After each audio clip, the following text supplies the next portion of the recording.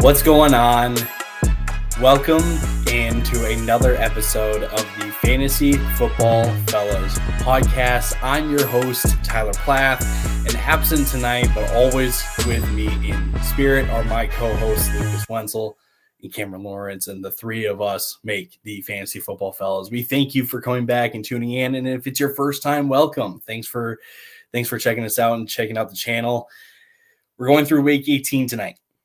And it's bittersweet. It's the end of the regular season, but that means we're going into the postseason now. And hopefully, at this point, maybe your fantasy league is over and we are celebrating some championships. And if you are going into your championship game, let's get some W's. Let's get some W's and bring home that ship. Like I said, we're gonna go. I'll be going through week 18 matchups that I like, and we'll also talk some starters in those games. We'll also go through some player props as a nice little kind of cherry on top for everything. We'll talk major and important headlines as of Thursday, January 5th at 9:30 p.m. One of those days where you just cannot get to the recording until late at night, which is A-okay with me. As long as we're giving you all this good content, that's what matters. So we've got a big 2023 ahead of us, with lots of new and exciting content, lots of new and exciting things to show all of you. For those of you that are subscribed and have been for a while, thank you. And if you're not, you should just subscribe right now to our YouTube channel at Fantasy Football Fellas over on the YouTube. You can find us over on Twitter at FFFellas, on Instagram at the FFFellas. You can find us on TikTok at Fantasy Football Fellas. Come join our group chat over on Chalkboard as well, where all of this new and exciting content will be coming to Chalkboard.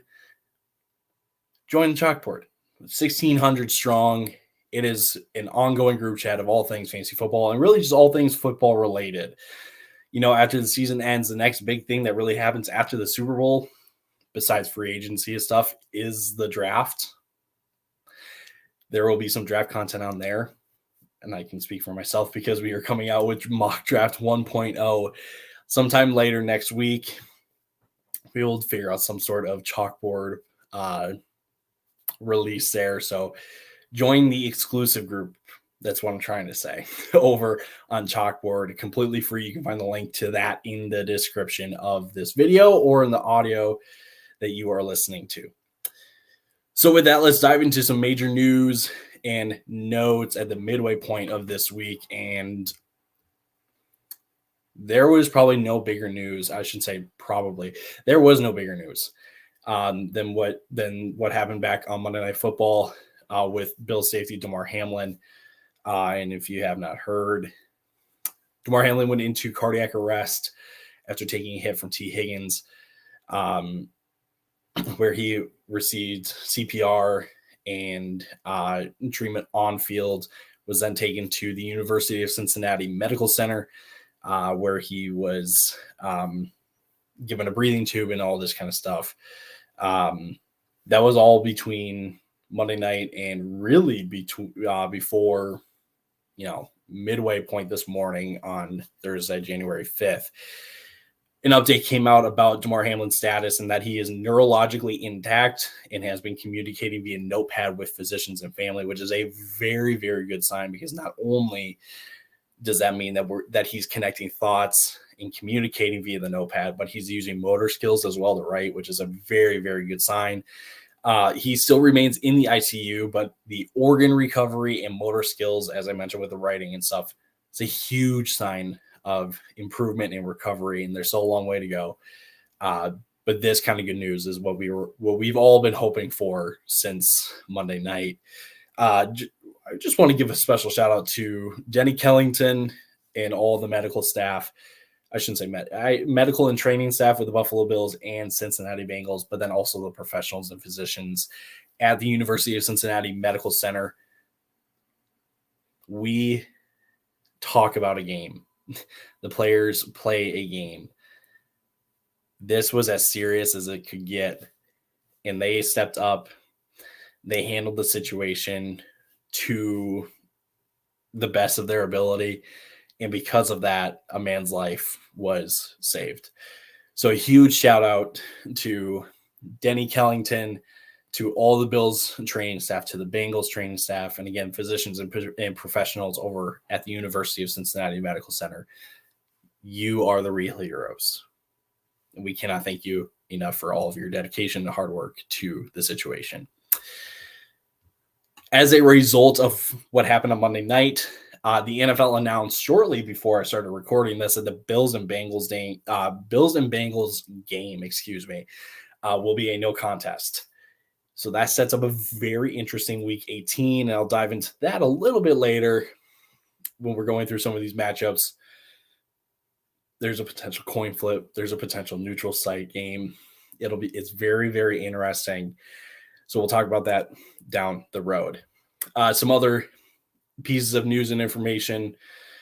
The Bears are playing for the first overall pick, as they're starting Nathan Peterman at quarterback, and they're shutting down Justin Fields for the year, which is not really a surprise. But it'll be very interesting to see Nathan Peterman starting at quarterback again, after we thought there was no way he would ever start a game again. Just remember, I'm pretty sure he's the only quarterback in NFL history to ever throw 5 interceptions in one half of football. So if that does not scream Chicago's just throwing this game, if that doesn't explain it enough, I don't know what does. But all in good fun. Look, going for the first overall pick in the draft this year is not a bad idea. When you've got a guy like Jalen Carter out of Georgia, you've got a guy like Will Anderson Jr. out of Alabama. It's not that bad of an idea. I get it. Next piece of news we got coming out of Washington. Ron Rivera announced that Sam Howell will get the start on Sunday over Carson Wentz and over Taylor Heineke, which is, I don't mind that at all. They have no shot in the playoffs after losing last week and Green Bay winning. So this is really just see what you got with Sam Howell. He was someone that was projected to go semi-high in the draft this previous year, but then he fell all the way to the 5th round of the draft. It'll be interesting to see what Sam Howell can do with the Commanders, especially going up against Dallas, who actually still have something to play for this week. So it'll be interesting. So take that as you will with if you are still in your fantasy leagues and you have a player like Terry McLaurin, sorry about it. Another piece of news on the Commanders, Antonio Gibson was placed on IR, so Brian Robinson will have the full backfield. But again, it's against Dallas and in a must-win game for Dallas. I'll call it that. David Blau, who started last week for the Cardinals, will get the start again this week, but he will be without DeAndre Hopkins. And the Cardinals are taking on, if I'm not mistaken, oh, shoot, why am I blanking? Why am I blanking on who the Cardinals are playing? That's embarrassing. Don't mind me stalling here as I'm giving you the correct answer. The 49ers. There it is. Gosh, I knew it was a divisional opponent too, and I was like, it's not Seattle. It's not Seattle. Duh, it's the last one. It's the only remaining team in the division. Embarrassing. Speaking of the 49ers are going to get back Elijah Mitchell for the playoffs as they designated his return from the IR. Hopefully you are out of your fantasy playoffs, out of your fantasy championships if you had Christian McCaffrey, because when Elijah Mitchell was healthy and playing with Christian McCaffrey, Mitchell was eating into the rushing volume of Christian McCaffrey. So hopefully we capitalize there. And if not, then you do kind of have to take a step back on the expectations for Christian McCaffrey, who is also kind of dealing with a possible ankle sprain that's kind of flown under the radar. So we'll see if he plays. But with that being said, I mean, the Niners are going up against the Cardinals. Yes, they have a shot at the 1 seed, but I think it's pretty safe to say that the Niners can win this game with ease. Jalen Hurts has been limited, and there are very few doubts that he'll miss this week. So it sounds like he'll be back. And if he's back, that's a great thing for Philly because they need to lock up the 1 seed. Lamar Jackson still not practicing on Thursday, and I saw a tweet from our friend Max, Fantasy Football AZ. If you're not following him, highly recommend that. He tweeted out a while ago, like there's a specific reason why Lamar Jackson hasn't come back yet, and it's because of the contract dispute. He's not going to push himself if he's not 100%. Risking that contract extension and stuff, which you understand from a player perspective, but it's got to be infuriating if you're, a coach of the Ravens or just a Ravens fan. Like the Ravens have kind of suffered a little bit with no Lamar Jackson. So getting him back would be nice, but Lamar is going to do his thing in order to get his bag. Last piece of news here. Sounds like Deebo Samuel, another 49er, will be back in action this week after logging another full practice. So the 49ers are getting healthy at the right time. And watch out. That's all I can say. From a Vikings fan who's been watching from afar, just watch out for this Niners team. The whole narrative going into the playoffs will be, well, it's Brock Purdy at quarterback, and you need a decent quarterback in the playoffs, and da-da-da-da-da-da. Brock Purdy is confident as all get out. And he's in the right situation with the right team, right coaches, all that stuff. Just watch out for the Niners in the playoffs. So that covers all of those major important news and notes. Let's just get into the Week 18 matchups that I find intriguing. As I kind of teased this in the beginning, I'll be sprinkling in some player props here and there. I really shouldn't say here or there. We're just talking really about 5 matchups that I really am, perking up for because, again, with playoff implications and all this kind of stuff, I love this week. So these player props are brought to you by our friends over at Underdog Fantasy. You can use the code fellas to get your first deposit match up to $100 for free when signing up. You can play the pick'em game over on Underdog to win up to 20 times your money, and I'll be building a parlay throughout these matchups to help you win some serious coin. On to our Week 18 matchups, and I apologize for the audio drop-off. Sometimes technology is just not on your side. So hopefully I'm coming through a little bit clearer now.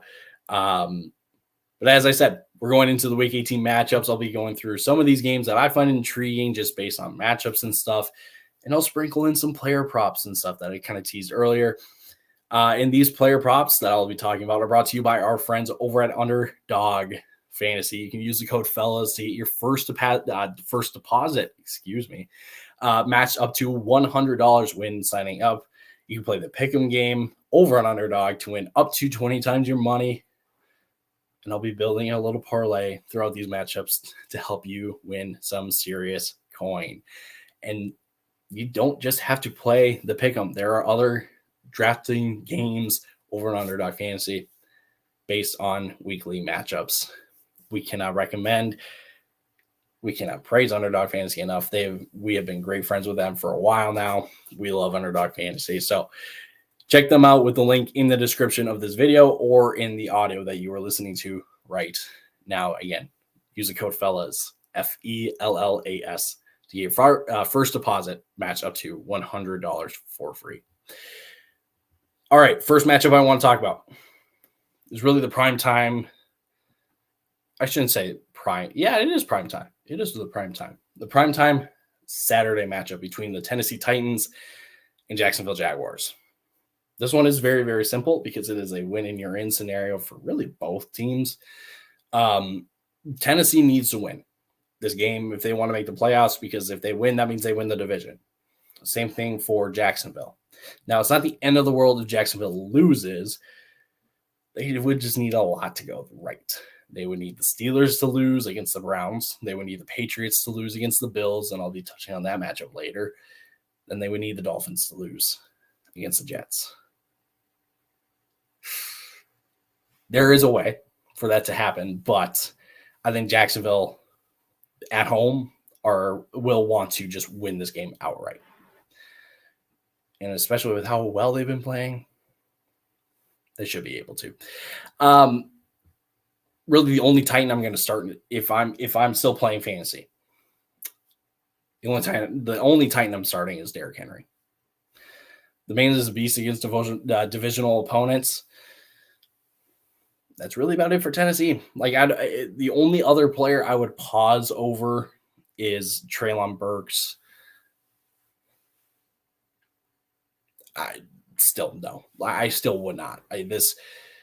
Jacksonville has been on a hot streak lately. They're kind of middle of the pack when it comes to receivers, so maybe there's some flex intrigue to Treylon Burks. But I'm not convinced by this matchup at all. On the other hand, though, for Jacksonville, I love the Jacksonville pass catchers this week. Christian Kirk, Zay Jones, Evan Ingram. Love them this week. Tennessee's allowing the second most fantasy points to the slot position over the last 5 weeks, which brings us to Christian Kirk. His receiving yard prop on Underdog Fantasy is only at 59.5 receiving yards. And he leads the league in snaps from the slot.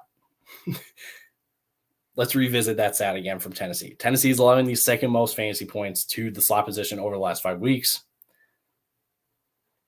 59.5 receiving yards. That's an over. That is an over for me. I do expect Jacksonville to win that game. They are favored by 6.5 points, which is quite a heck of a spread. I like it. I like it. Jacksonville is on fire right now. Let's touch on the other Saturday game. I'm realizing I should have started with that one just because it starts before. It doesn't matter. Kansas City is taking on the Vegas Raiders in Vegas, and Kansas City is 9-point favorites at this moment. Kansas City, they need a win to stay alive for the 1 seed. They are kind of in battle. That's not really the right word, but it's between them and Buffalo for the 1 seed. And Kansas City needs a win in order to stay alive for the 1 seed. For the Chiefs, I'm starting really the usuals. The usuals has really kind of shifted throughout this year. So I will go through the usuals and what I mean by them. Patrick Mahomes, duh. Travis Kelce, duh. Jerick McKinnon, I'm going to start him still. Ride the hot hand a little bit. Isaiah Pacheco, I would start him as well. I would even throw Juju into the flex. I know Juju has not been super great recently, but in a must-win game, I feel okay with putting Juju in the flex just because you do know that is going to be a normal game plan from the Chiefs. For the Raiders, though, Stidham, it was very cool to see him put up 365 and 3 touchdowns against the 49ers. I don't know. I don't know if this is the time to start such a streaming option as Jarrett Stidham. That's not a knock on the guy. I think he can still do well. But again, if you are in your fantasy playoff, if you are in your fantasy championship, you're not looking for a streaming option. And if you are, well, then Stidham is pretty tempting. But for the majority of people that are in your championships, you probably have a quarterback that is just fine to play. La-da-da. Josh Jacobs, yes, you're starting. Devontae Adams, yes, you're starting. Darren Waller. I would start Darren Waller again. Last 3 weeks have been pretty freaking good for a guy that missed really the majority of the season. His line over at Underdog Fantasy, 40.5 receiving yards. Really? He's gone over that line in all 3 games since returning from injury, and the Chiefs have allowed the 12th most receiving yards to tight ends over the last 5 weeks. I'm not afraid to grab this line, even with Stidham and all that he did against the Niners. I'm okay with taking Waller, putting him in this little parlay, another over for me. 40.5. I know that the line is playing the risk of the injury in the backup quarterback and Waller proved last week that he is okay with Stidham. Give me the over at 40.5. Next matchup I want to touch on is the Los Angeles Rams traveling to Seattle to take on the Seahawks. And the Seahawks are favored by 6 in this game. Seattle has a lot to play for here. They still are in playoff contention for that 7 seed in the NFC. They need a win, but they also need some help from Detroit, and they need Detroit to beat Green Bay to make the playoffs, which I think is doable. It's just when you see the and in a playoff clinching scenario, that's when you're kind of like, oof, okay. It's tough. Can happen though. Anything can happen. It's just a little, it takes a couple extra things to go right. For the Rams, I wouldn't really. Cam Akers you could probably start Cam Akers in this one. That's it. Maybe Tyler Higbee, but I don't really want to mess with any Rams players at the moment besides Cam Akers. For Seattle, though, start all of them. And when I say all of them, I mean Geno Smith, DK Metcalf, Kenneth Walker, Tyler Lockett, if he's healthy, could maybe put him in your flex. That's really about it for the Seahawks. Kenneth Walker, though, this week, he is one of my favorite running backs this week. And I think he has the opportunity to do very well as I'm putting in a top 5 performance out of all running backs this week. Rams are allowing the 3rd most yards and almost 5 yards per carry over the last 5 weeks. 3rd most rushing yards, almost 5 yards a carry over the last 5 weeks, going up against a guy that has gone back-to-back weeks with 20 or more carries and 100 or more rushing yards. Must-win game. Hot hand. It makes too much sense. He has to be in your parlay, pick'em parlay this week. He has to, and he's in mine. His rushing yard line over an underdog fantasy is at 77.5. You can guess. I'm taking the over.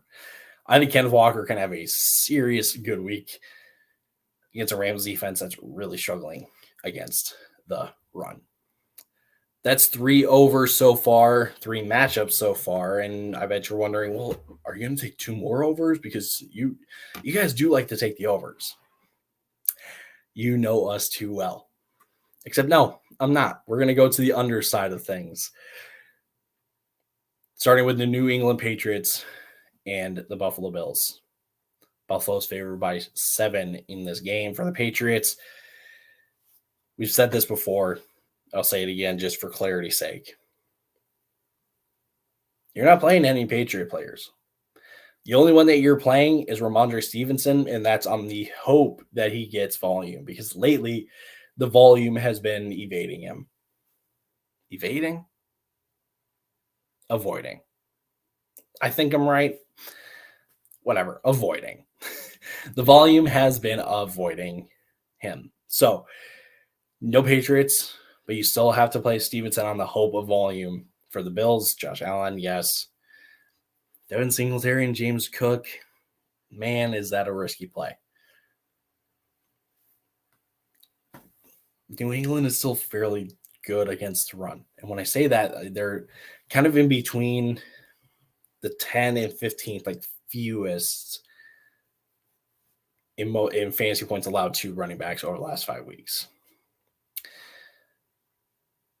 What pushes me over the edge is just that this game is just going to kind of have a bit of everything. And when I say everything, meaning like Josh Allen, everything. Stephon Diggs, yes. Dawson Knox probably can. We've seen some decent performances. I'm sorry for the audio. I don't know why it keeps dropping on me. This is starting to annoy me. So sorry if I got quiet just there, and hopefully I'm back up now. Nope, we just went right back down. Okay, hopefully that's okay now. Let's make this quick so this audio does not drop once again. But look, Buffalo is still playing for the 1 seed, just like I explained with Kansas City. And they're playing for DeMar Hamlin this week in front of the Mafia. It's pretty self-explanatory if you ask me. Mac Jones is going to have some serious trouble in this game, in my opinion. His passing yard line is at 216.5, and that's an easy under for me. Easy under. And again, it dropped. I'm so sorry. I am so sorry. Last matchup I'm going to touch on here and hopefully get out of here before we have even more audio issues. Sunday Night Football between the Detroit Lions and the Green Bay Packers. Green Bay is favored by 4.5, and their defense has really turned it around as of late. They're allowing the 10th fewest passing yards over the last 5 weeks, and they're averaging around 223 passing yards given up. That's really good. Lions players I'm starting: Jamal Williams, DeAndre Swift, Amon-Ra St. Brown. Packers I'm starting Aaron Jones, Christian Watson, probably. That's really about it. Jared Goff, his line over at Underdog Fantasy is at 252.5. I'm going to take the under. He has gone over 2, and he's hit 252 in each of his last 3 games. So I'm going to take the under on the road against a Green Bay defense that is going to be on fire, wanting to shut down any chances for the Lions in this game. I'm going to take the under. Let's go back through this parlay that I've built one more time. Again, hopefully the audio just holds up. Just please. Christian Kirk over at 59.5 receiving yards against the Titans. Darren Waller over at 40.5 receiving yards versus the Chiefs. Kenneth Walker over at 77.5 rushing yards versus the Rams. Mac Jones under 216.5 passing yards versus the Bills. Jared Goff under 252.5 passing yards versus the Packers. Again, you can find these lines and so many other lines over in the Pick'em game over on Underdog Fantasy. Use the code FELLAS to get your first deposit match up to $100 when signing up. Completely free deposit match. Again, let's go through these matchups and starters real quick. For the Titans, only starting Derrick Henry. Jaguars, I'm starting all the pass catchers. You got to take a step back on the expectation for Travis Etienne. Trevor Lawrence, you're starting as well. Excuse me, for the Kansas City Chiefs, your usuals, Mahomes and Kelsey. You can start Pacheco. You can start McKinnon. You could even consider flexing Juju Smith-Schuster this week. For the Raiders, don't know if you're streaming a quarterback, but if you are, for whatever reason, sure, Stidham could be a fine stream for me. Josh Jacobs, you're starting. Devontae Adams, you're starting. Darren Waller, you're starting. Good there. For the Rams, really no one besides Cam Akers is worth starting. There's that for the Rams. For the Seahawks, Geno Smith, Kenneth Walker, DK Metcalf could probably flex Tyler Lockett if he plays. That's about it for that. Patriots, no one, but still got to play Ramondre Stevenson, just on the hope of volume, that he gets some kind of volume and that he's productive with it. For the Bills, Josh Allen, yes. It's going to take some serious convincing to flex a guy like Devin Singletary or James Cook. I would maybe lean Devin Singletary if you're going to flex one of those two, but I'm not going to force him into my lineup. Stephon Diggs, yes. Gabe Davis, probably not. He's not really shown much of anything this year to really kind of earn a starting lineup in your fantasy lineup. Dawson Knox, I would start as well. Detroit Lions, Jared Goff, I think you can play. But again, when I took the under on this prop, that should have, it's my way of explaining that I don't really have high hopes for Jared Goff this week. DeAndre Swift, I'm starting. Jamal Williams, I'm starting.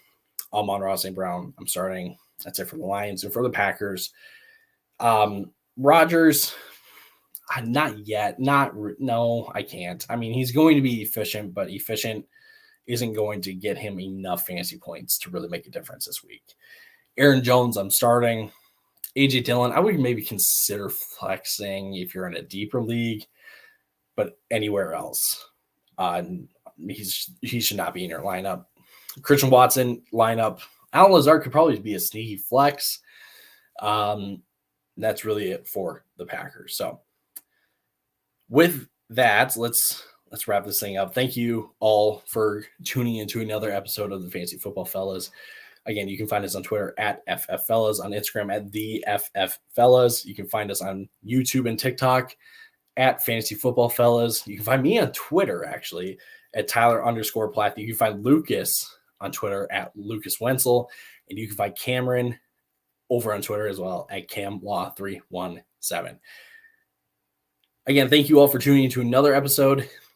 Apologies on the audio of this episode.